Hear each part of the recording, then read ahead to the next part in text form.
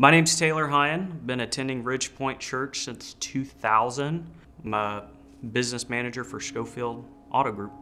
2006, I was in a pretty traumatic car accident with some friends. I remember sitting in the back of the cop car and the police officer looked at us and said, somebody looked out for you. I went back about 2 days later and looked at the crash site, and I just really, at that point, made a decision that I was going to get baptized, and that was sparring from the traumatic event. I made a commitment without really thinking what kind of commitment I was making. As soon as I got out of the senior high program at Ridgepoint, I went to college, and at that point I lost my faith pretty quick. Went through some dark paths as far as drugs, struggling with pornography. Just was in a very lost space. I started to get angry, I started to have questions, and I wasn't seeking out those answers in the Word. I really let that anger and those questions consume me. I got to the point where if you looked at my life on social media, if you looked at my life from the outside, you'd say, man, this guy might have it going on. And really it was to the point where I was dying inside. The last person I could care to listen to was God. It took going through an eviction, going through repossession of my vehicle, really being humbled to an extreme that most haven't had to endure. And I remember calling my mom and telling her, hey, we just got an orange tag on our apartment. We're homeless.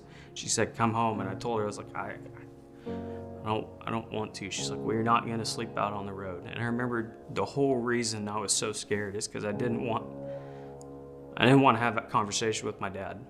My dad and I's relationship was always kind of strained. We butted heads like the best of them. All I remember was that sense of, anytime he did anything for me, anytime I asked for help, there was a sense of, I was afraid he was holding it over my head.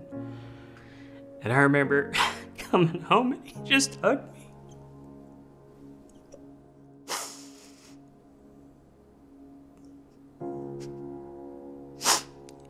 He just hugged me and he said, we'll figure it out. And despite the massive failure I was at that point, he said, I'm proud of you. And the next year, he didn't have to say anything. He didn't want to ask me to go to church. He didn't ask me to do any of the stuff I did. He just sat there and for some reason loved what I felt like was the massive failure. It made no sense to me. And when I got that text message from Jeff, who's a good family friend, saying, hey, come to Men's Encounter, I knew it was time. I had a little baby in my hands, and I knew that something needed to change. And that's what took me to Men's Encounter. It's right before one of the sessions after lunch. I remember we were doing praise and worship, and it was the first time I was one of those people that threw my hand in the air to a worship song. And to some people that seems like an ever, and if you see me in service, it's probably, it's pretty common practice now, but that was the first time I ever did it. And I thought I got struck by lightning.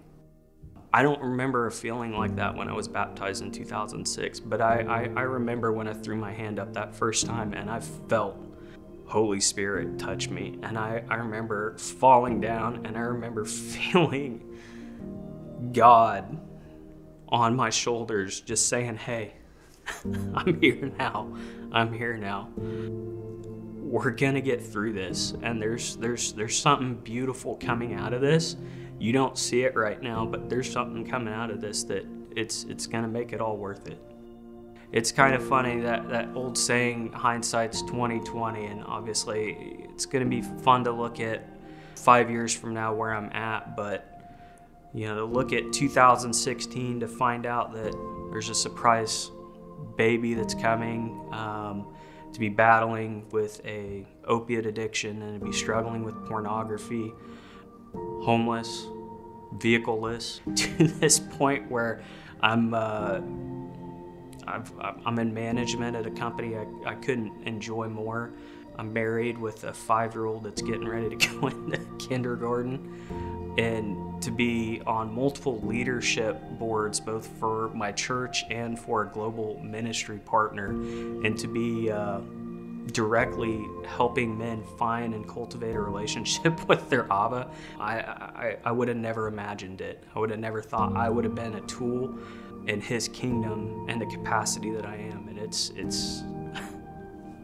incredible to think about.